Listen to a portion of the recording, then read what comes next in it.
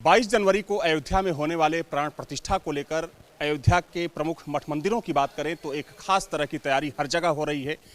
एक खास तरह का हर्षोल्लास हर जगह मनाने की तैयारी है। और इस वक्त मैं वल्लभा कुंज में हूं। मेरे साथ शशिकांत जी हैं, जिनके नेतृत्व में, जिनकी अगुवाई में हर रोज़ यहाँ पर सरयू आरती होती है। आचार्य जी हैं और तमाम जो यहाँ के विद्यार्थी हैं। चूँकि आपको बता दें कि वल्लभा कुंज वो जगह है जहाँ पर बच्चों को शिक्षा भी दी जाती है। सबसे पहले शशिकांत जी महाराज से मैं जानना चाहूँगा। शशिकांत जी, अगर हम वल्लभा कुंज की बात करें तो चूँकि जो भी यहाँ पर जगह है, चाहे हम दशरथ महल की बात कर लें, कनक महल की बात कर लें या फिर वल्लभा कुंज की बात कर लें, सबकी अपनी अलग मान्यताएं हैं।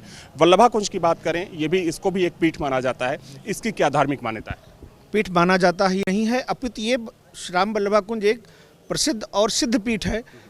संस्थापक श्री स्वामी राम वल्लभा शरण जी महाराज ने यहाँ भगवान की स्थापना करी और ऐसी मान्यता है कि माँ किशोरी जी की जो डोली आई थी वो सर्वप्रथम यहीं पर उतरी थी, क्योंकि एक सिद्ध संत थे अयोध्या के और उनकी प्रतिष्ठा, उनकी चर्चा यही नहीं अपितु पूरे भारत देश में है। विदेशों में भी इनके अनुयायी रहते हैं तो वहाँ भी इनकी चर्चा है। तो निश्चित रूप से श्री राम वल्लभा कुंज एक सिद्ध और प्रसिद्ध पीठ है। तो नहीं, आपने कहा कि किशोर जी की डोली, तो आप रामायण काल की बात कर रहे हैं या फिर थोड़ा सा इसको आप हमें समझाएं? नहीं, ऐसी मान्यता है कि रामायण काल में उस समय त्रेता युग में इस स्थल पर डोली किशोरी जी की आकर के सर्वप्रथम उतरी थी।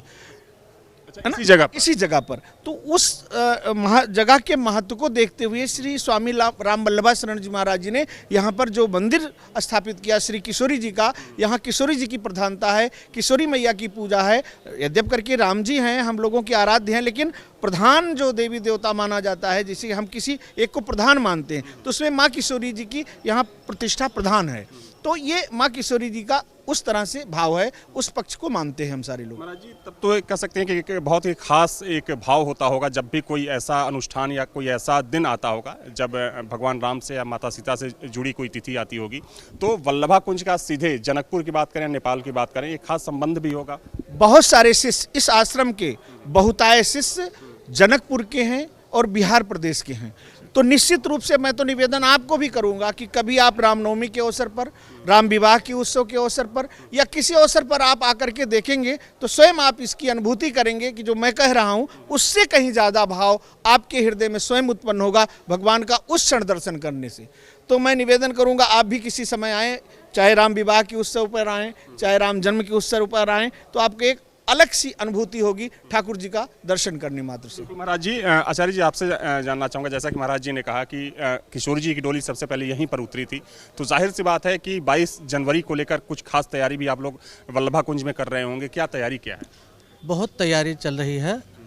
वल्लभा कुंज को पूरा फूलों से और दीपमालाओं से सजाया जाएगा यहाँ। और भगवान की प्राण प्रतिष्ठा के अवसर पर सब बहुत उत्साहित हैं। जितने सारे बच्चे हैं, वॉलंटियर हैं आश्रम के, बहुत सी उत्साह से पूरा लबरेज है और बहुत अच्छी तैयारी चल रही है और अच्छे से उसको जो है हम लोग मनाया जाएगा। जो है महाराज जी ने कहा कि जनकपुर से भी तमाम बच्चे यहाँ पर आते हैं शिक्षा ग्रहण करने के लिए। कोई यहाँ जनकपुर का है यहाँ पर मौजूद?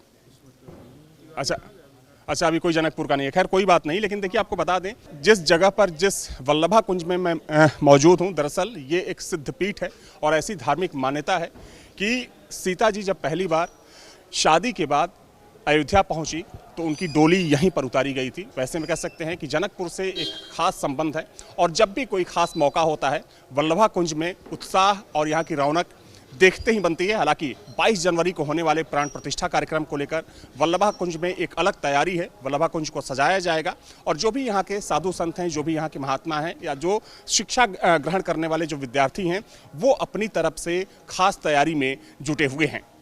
वीडियो जर्नलिस्ट विभाग के साथ अविनाश सिंह, न्यूज़ नेशन, अयोध्या।